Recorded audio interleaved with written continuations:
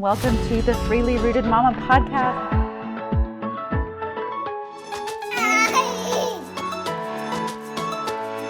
Where I am their mother, I make the choice. All right, mamas, welcome back to another episode. Happy Thursday to you. Today's episode is my 7 must-do mama swaps.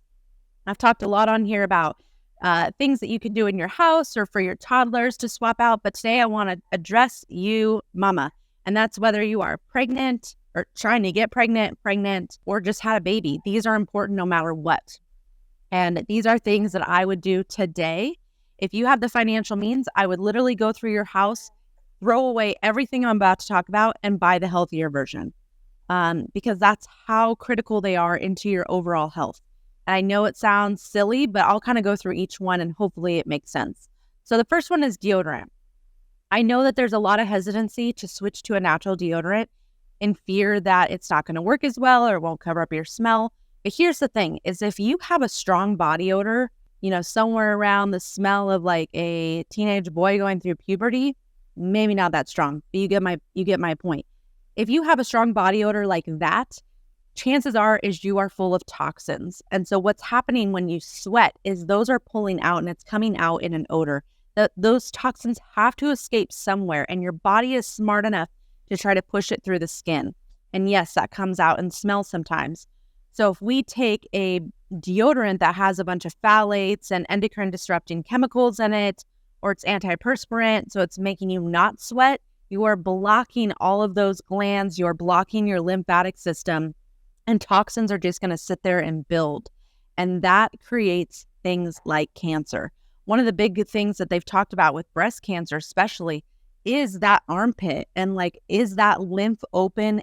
Is your armpit open to sweating? Because that's getting toxins out. And if you're not sweating when you're working out and stuff, chances are you've got some stagnant lymph, and those glands are blocked due to toxins. And so you want to open those up. And there's a lot of ways that you can open up the lymphatic system. You can do lymphatic massage, you can do dry brushing, you can do coffee enemas. All those are super great. But let's just start with the deodorant. Quit putting toxic stuff right into your armpits, right next to your breasts. It's not good, especially antiperspirants. I can't even believe that they're on the market today. It's crazy. So switch to a natural deodorant.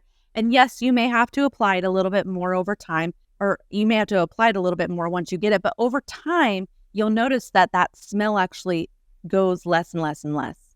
I only notice my smell right now because I'm postpartum and I've got some hormones changing, and I probably have some toxins coming out for sure, because I've talked about that before. When you go through these massive hormonal changes, your body will start to release toxins. Anyways, I've noticed that I definitely have a little bit more of a smell postpartum. But if I look back at my pregnancy, there were days I didn't put on deodorant at all. And I know that I didn't smell. I didn't smell. So it's a change that you're going to have to make over time, but so worth it. My favorite deodorant that I found so far is actually through Primally Pure. My favorite is their vanilla citrus that they have, or they have a Christmas scent that was something mint, and it was delicious as well. So I'll leave a link for those. I think I have a coupon code or a discount code for Primally Pure. I don't remember. All their products are great. I love their dry shampoo and I love their deodorant. Those are my favorites of their products. Okay, the second thing is toothpaste, especially if you're pregnant. Our teeth are super important while we're pregnant. Our gums, all of that bacteria that's in our mouth, taking care of that bacteria to help break down food and create enzymes and help our microbiome. I've gone into teeth before, I think even in the toddler swap episode. It's really important that we take care of our mouth. It's a great time to go get a cleaning done at a holistic biological dentist would be my preference, but it's important to take care of your mouth. So switch your toothpaste to something that doesn't have a bunch of chemicals in it that's going to kill all the bacteria in your mouth. I prefer not to have something with fluoride. That's just my personal opinion on that from what I've listened to enough experts talk about and the repercussions of fluoride in the brain. Again, just my 2 cents. So get a toothpaste that's not going to kill your microbiome. Our favorites are Rivaswell or Revitin. Those are actually my 2 favorites go-tos.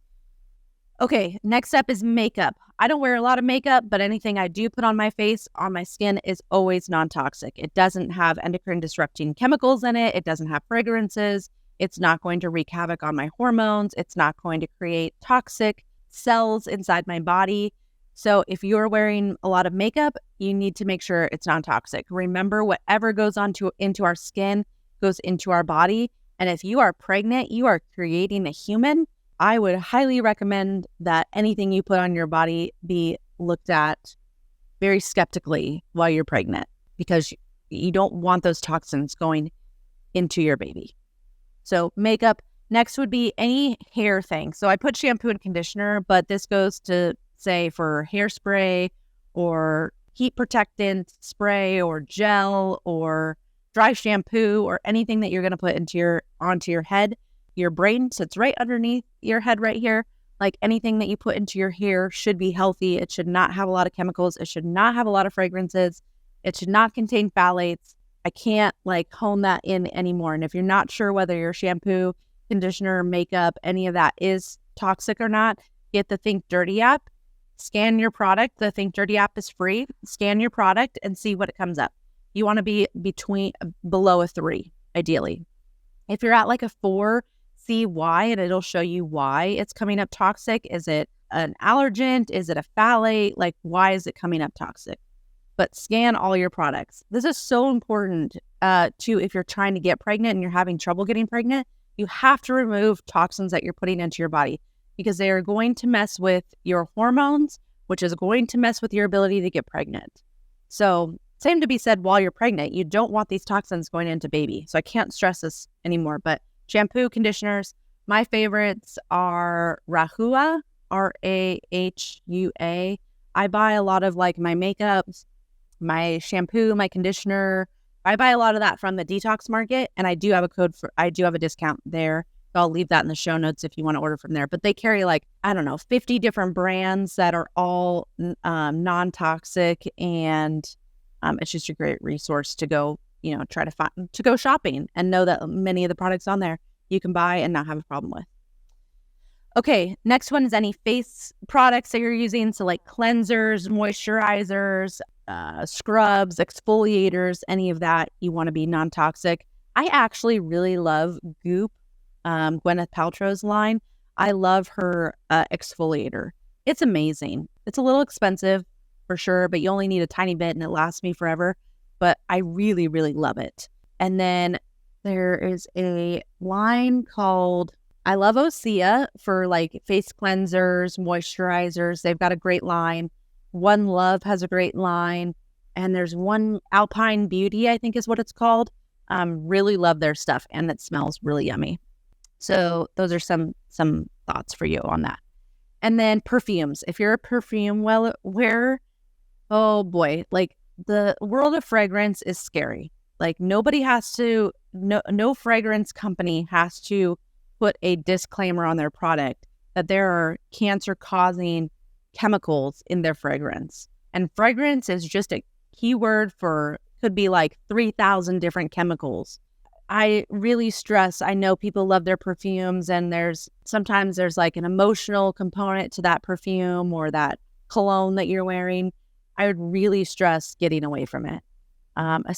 Especially if you are trying to get pregnant, or you are pregnant, or actually if you have small children with developing organs, you don't want them breathing in that stuff into their developing organs. So this would be a time to ditch the perfume and the cologne and switch to something natural. There are many great, Dime Beauty has a naturally made perfume. You can use essential oils. There's great ways to blend essential oils to make it smell yummy.